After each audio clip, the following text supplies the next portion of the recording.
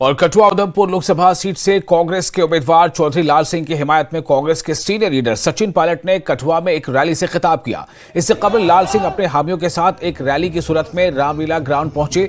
सचिन पायलट ने कहा कि इख्तिदार में आने पर वो गरीब ख्वातीन को सालाना 1 लाख रुपए देंगे। सचिन पायलट ने कहा कि वजीर आजम कहते हैं कि वो रियासत का दर्जा बहाल करेंगे और अगर वो ऐसा करते हैं तो कोई एहसान नहीं करेंगे। उन्होंने कहा कि इंडिया अलायंस की रैलियों में आवाम की भारी शिरकत इस बात की गवाह है कि वो तब्दीली चाहते हैं और अलायंस के उम्मीदवार जम्मू कश्मीर केस में भी सीटों पर जीत दर्ज करेंगे। देश के प्रधानमंत्री थे, मैं उनकी सरकार में काम करता था। हम झगड़ा करके काम करवाते थे। मनमोहन सिंह जी कहते होगा, हमने एमएसपी पे कानून बनाने का वादा किया है। और यहां पर जब से गवर्नर साहब का रूल चला है, यहां पर बाहर के लोग आके जमीन पे कब्जा कर रहे हैं। जिस जमीन पे किसान खेती कर रहा है दशकों से, उसकी जमीन लेके दी जा रही है। भेदभाव की राजनीति हो रही है, टकराव की राजनीति हो रही है, बदला लेने की राजनीति हो रही है। इस देश में विचारधारा अलग हो सकती है, सोच अलग हो सकती है, राजनीतिक दल अलग हो सकते हैं, लेकिन निर्वाचित जो इलेक्टेड चीफ मिनिस्टर हैं उनको आप जेल में डाल दोगे, विपक्ष की आवाज को खत्म कर दोगे। कांग्रेस एक प्रमुख विपक्षी पार्टी है।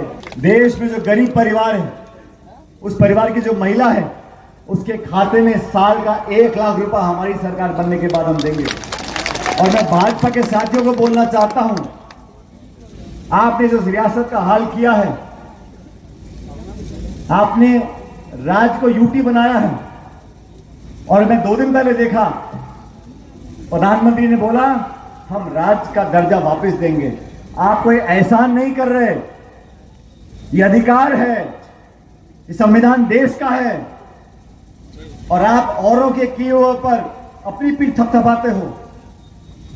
साथियों, मैं मन से बताना चाहता हूं, जम्मू कश्मीर में चुनाव होंगे, सितंबर से पहले होंगे, और ये सरकार नहीं करा रही, सुप्रीम कोर्ट का आदेश आया है कि आपको कराना पड़ेगा। सुप्रीम कोर्ट का आदेश था कि अयोध्या में राम मंदिर बनाना पड़ेगा। सुप्रीम कोर्ट का आदेश था कि इलेक्टोरल बॉन्ड इलीगल है। कोर्ट के आदेश से ये काम होता है और आप फोटो खिंचवाते हो। लाल सिंह चौधरी तो जीतेगा। मैं तो चाहता हूं कि हम जम्मू भी जीते, हम तीनों सीट वैली की भी जीते, और पूरे उत्तर भारत में। और बीजेपी के तमाम नेता आज यहां पे आके चुनाव की वोट मांग रहे हैं। 10 साल से सरकार आपके पास थी, और हम चाहते साथियों एक नई आवाज बुलंदी से पैदा करें। हिंदू, मुसलमान, मस्जिद, मंदिर, हिंदुस्तान, पाकिस्तान, इतना ही भाषण है बीजेपी के नेताओं।